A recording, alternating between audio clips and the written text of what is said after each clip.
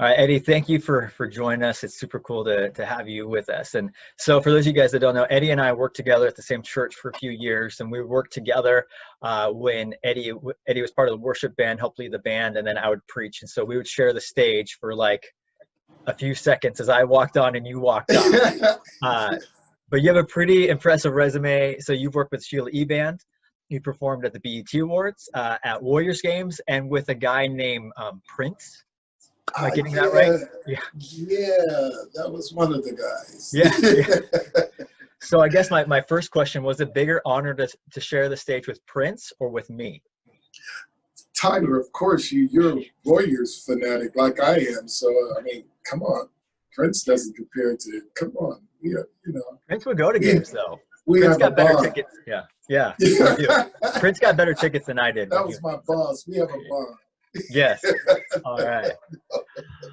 So hey, you've traveled like all across the country, across the world. You've played in these big venues and in churches.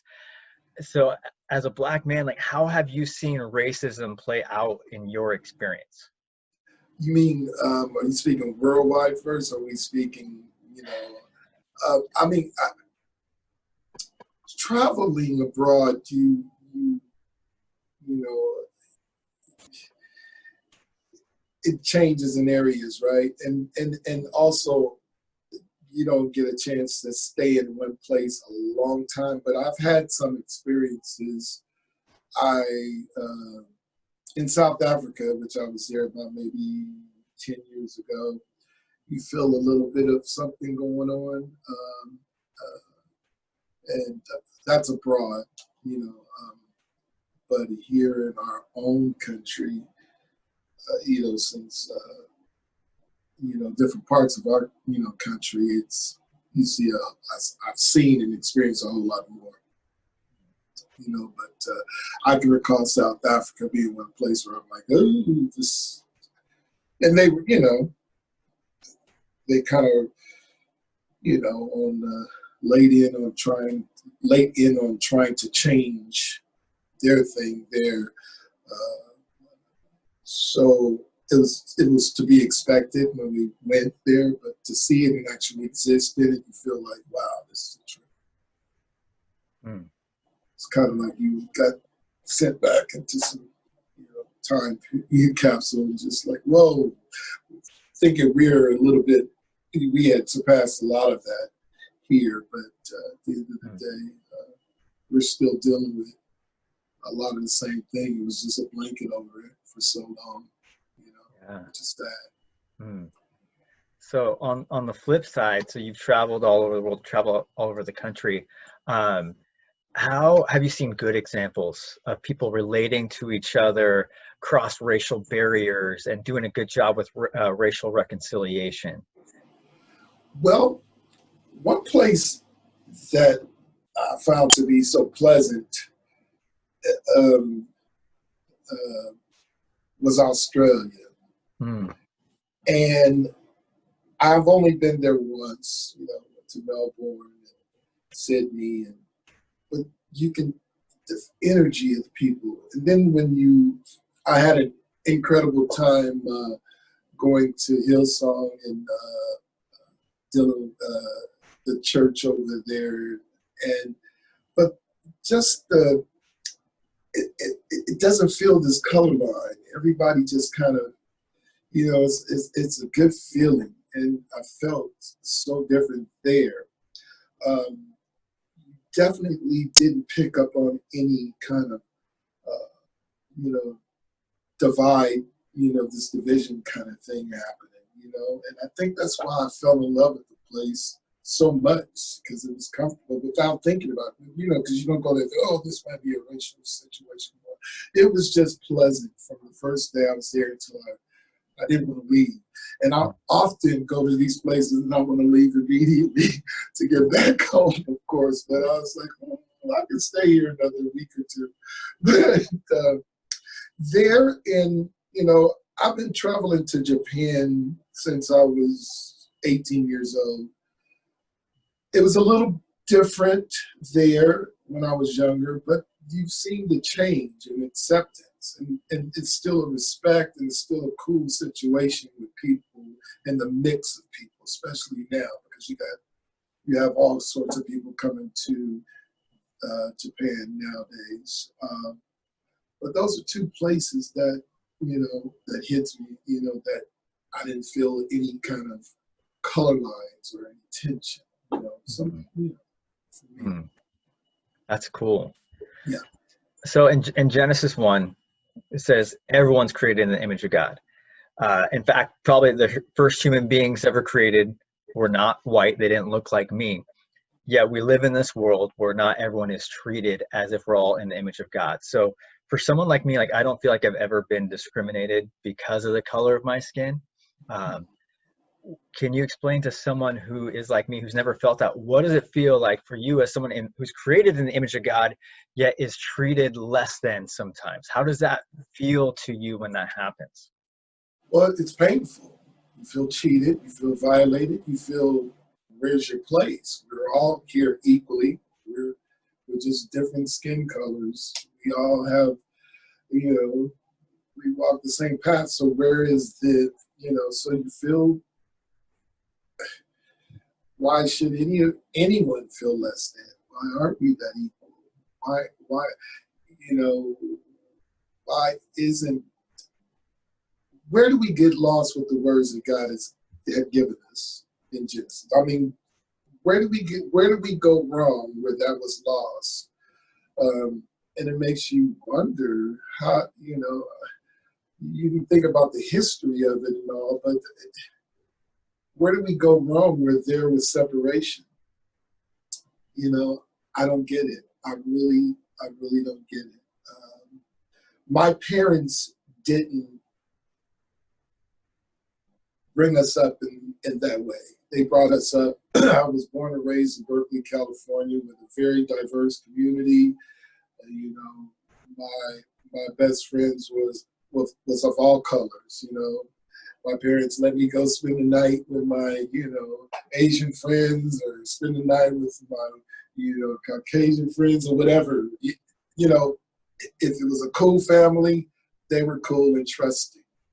And that's what I knew as a child. I didn't know, of course, you would see things happening on TV, I recall now, the marches and Dr. Martin Luther King, but I wasn't tuned into that. And I think my parents were, but they didn't let the separation of race disturb our household. So, it's really strange to me how we got here. Yeah. It's sad how far we've gone from God's original design to where we find ourselves today. Yeah. Well, I don't think you and I are going to solve racism in the time we have left. I wish we could. Yeah. If we meet like 2 more times, maybe.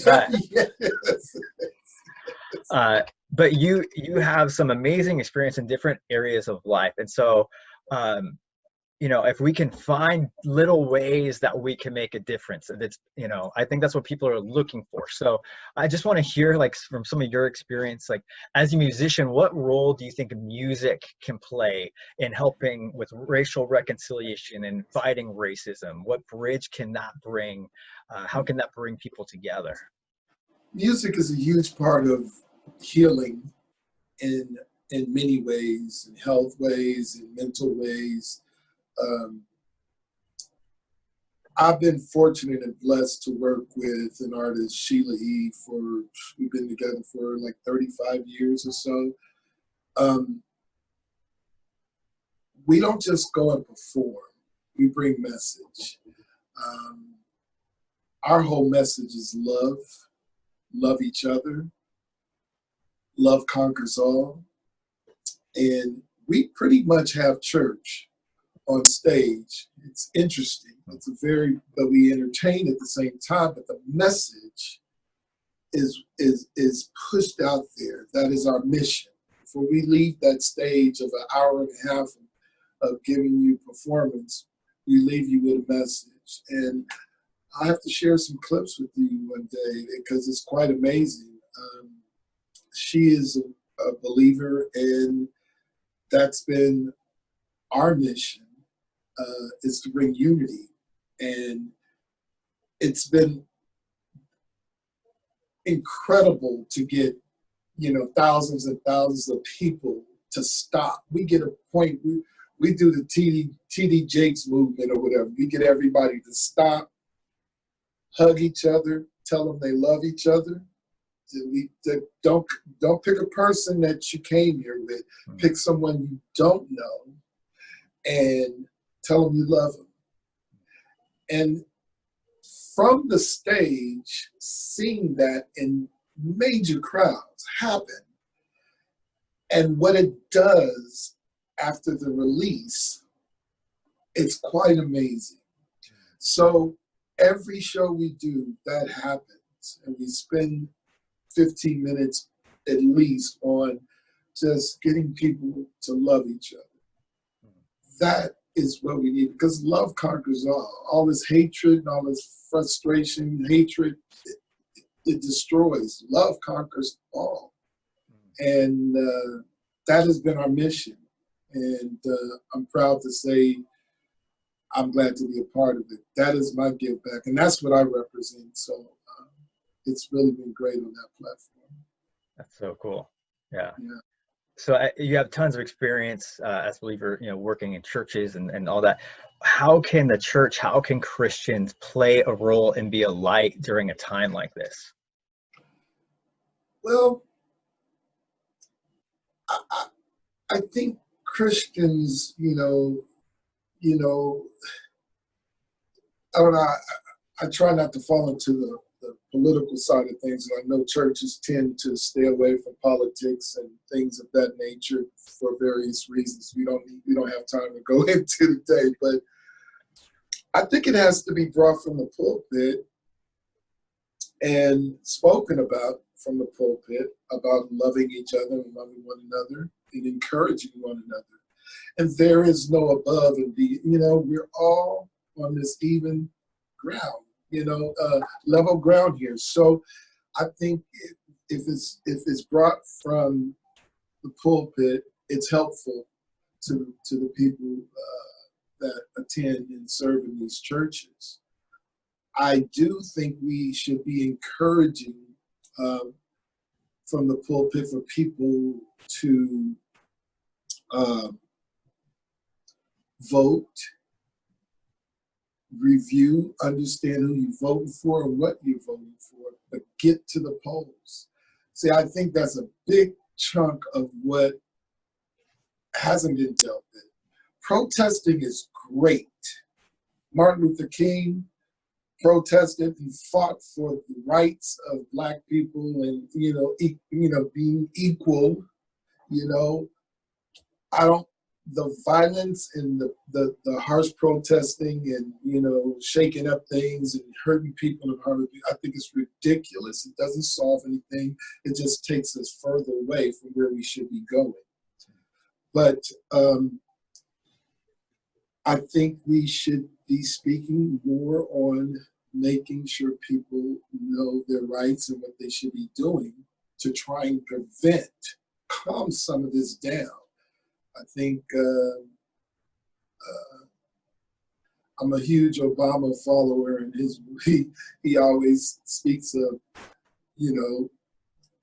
I remember him saying a comment when we were doing, because we did 2 of his campaigns, it was great.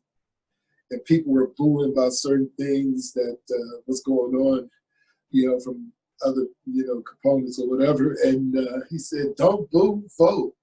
And I'm like, that makes sense. Don't complain, don't boo, don't, the crowd was like, boo, boo. They said, don't boo, vote. Get out there, know what you're voting for. Believe in what the people that you select. Maybe that would help. I'm not sure, but I think, I think it'll help at some point. Mm-hmm. So you have this platform as a musician. You have a literal platform that you stand on. A lot of people don't know what their platform is. They feel like, I don't have this platform. For some people, it's obvious. Like, I have an obvious platform as a pastor. Right. So it's obvious for some of us, like what my platform is and how I can make a difference, and speak out about injustice. What encouragement would you give to people who don't quite know what their platform is, yet they want to do something? What would you say? Well, yeah, there are, I mean, and like I think we talked about before we started the interview a little bit, I, my, I'm not one to run out into the crowds of the protests and all of those things. I don't knock it. I do knock the harsh, violent side of things.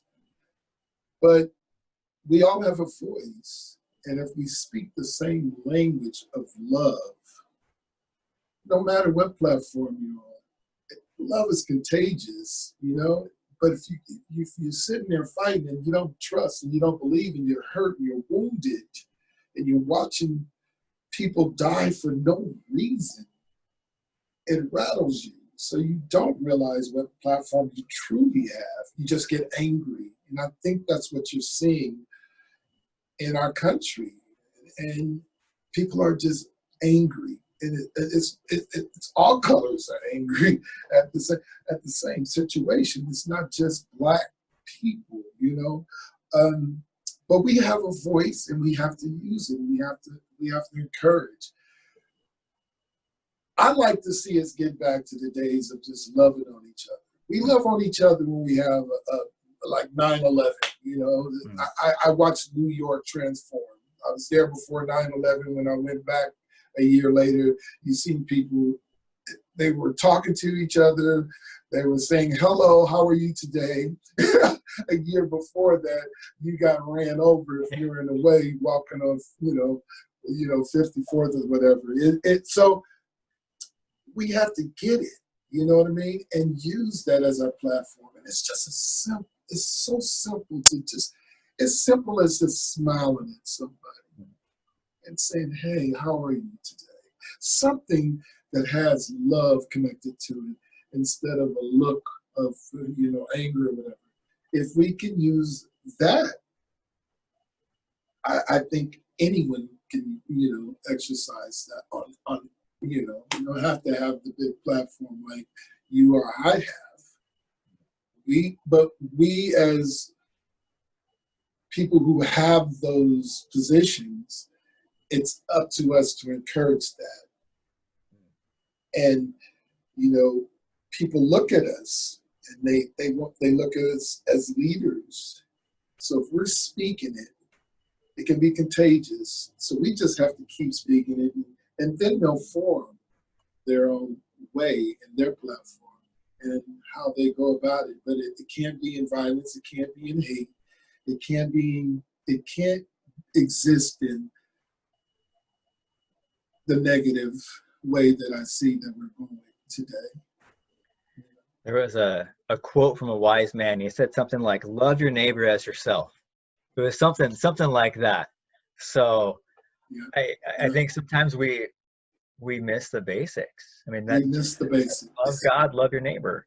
It's so simple. It's very simple. And again, I'm blessed that I was able to grow up with that, and I had that model. My neighborhood was well diverse. It was cool, and there was no color line. It was nothing of that. And then as I got older, I see the change. And when I actually lived in, out there in San Jose area, you started to see that people were robotic and uncaring and all about,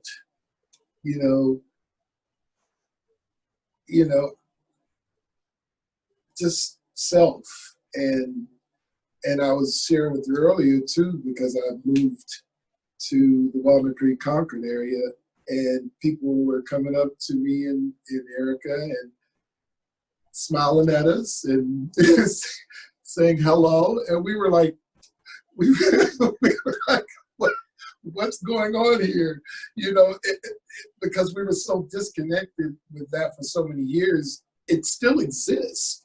It really depends on where you're at. And we welcome that. And now we love it.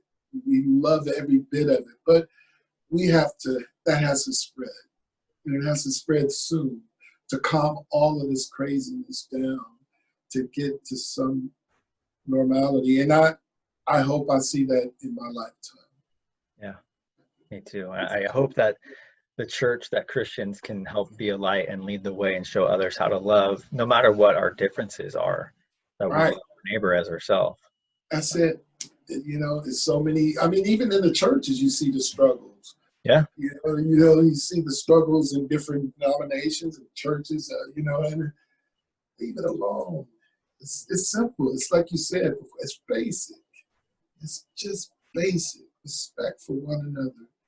Love on one another. Somebody needs something, get it to them. They spend a lot of time doing this. It's not ours. It's not ours. So we have to learn that, and we have to get away from the pain. And I'm not really sure what that's going to take, but I'm going to continue to speak. I'm going to continue to write music and perform in that direction, and that's my gift back. Yeah, it's a huge gift. I've been very blessed by that gift. Thank you so much. Yeah. Thank you. Is there anything else that you think that people, I mean, I think you've just been hitting it with love, but like anything else you think like, hey, you just want to get off your chest that like, hey, people need to understand this. People need to know this. Well, the biggest thing for me, people need to know that violence and hurting your communities doesn't fix the problem. It worsens the problem. And that's what has been the most painful thing for me, to even see my communities, my Black communities, looting, and not just my Black communities are doing it. It's, you see all sorts of people just getting involved, and you're destroying your communities, and what comes from it. That saddens me a great deal. I do believe in what Martin Luther King was about, in peaceful marches and just speaking, having a voice. Have a voice, but don't hurt. Don't hurt someone else that may be on your side. You tearing up that store, that person thinks the way you did. He's in pain too, but now you just destroyed something for what? For what gain? If we can eliminate those things, I think we can have a better results. And for the people who are in office, and I pray that they hear, they listen, and they make some changes within themselves for as long as they exist in their offices. And to be the biggest thing for me is when people need to vote, period. I'm sorry to keep pushing that, but get out the lazy mode, review, look, research, do whatever you got to do, but go to the polls. Sorry for the interruption. That's okay. Go to the polls to make the difference, and love. It's about just those are the only things I can think that can come alive right now. I had a dear friend ask me on a hike a couple of weeks ago. He's frustrated about it all, and he said, he's white, and he's just like, Eddie, what can I do? I want to do something, and I really didn't have a whole list for him, but he came to me as a Black man, and all I can suggest is just speak love, speak peace, represent it, put on a T-shirt, wear that every day. I don't care, but it's not a whole lot more you can do, but you can't fight. You can't fight. So I don't know the the immediate fix. I just pray that it will get better sooner than later for the sake of our children. Yeah. Your babies, you know, my grandbabies, you know, it's what they're gonna have to deal with, and we gotta fix it and do our part in it. Yeah. Well, I appreciate you. I always appreciate talking to you. You bring a lot of good insight. One final question for you. Mm-hmm. Warriors are done this season. When they come back next season, let's say they let fans in, they need some halftime entertainment, they bring you in. Who are you going to invite to come along with you to the game to carry your saxophone? Well, I don't know about carrying a saxophone, but I can't go to a game and just have my buddy not be there with me, the #1 Warrior fan in the country. Please, Tyler, you got to be there. I'll know, because a couple of years ago I saw you at halftime and I was at home watching. I wasn't there with you. Tyler, it was a last-minute invitation. I'm sorry. But so, no, okay. Don't feel too bad about that, because I did it for the Minnesota Timberwolves, and I felt like, what is this? Can I wear a face mask or something? But we did all kinds of things last year, the year before. I even got a jersey hanging and it's funny. My stepson bought me a Giants jersey, and I was going to put it away in my closet, and I realized I had a Minnesota Twins. No, Chicago. Yeah, we did the Chicago White Sox game with my name all on the back. I'm like, man, I can't wear this. This will not work. I know, but I wore it for the event because it was required, but it was really kind of tough putting it on. But yeah, I still hold on to it.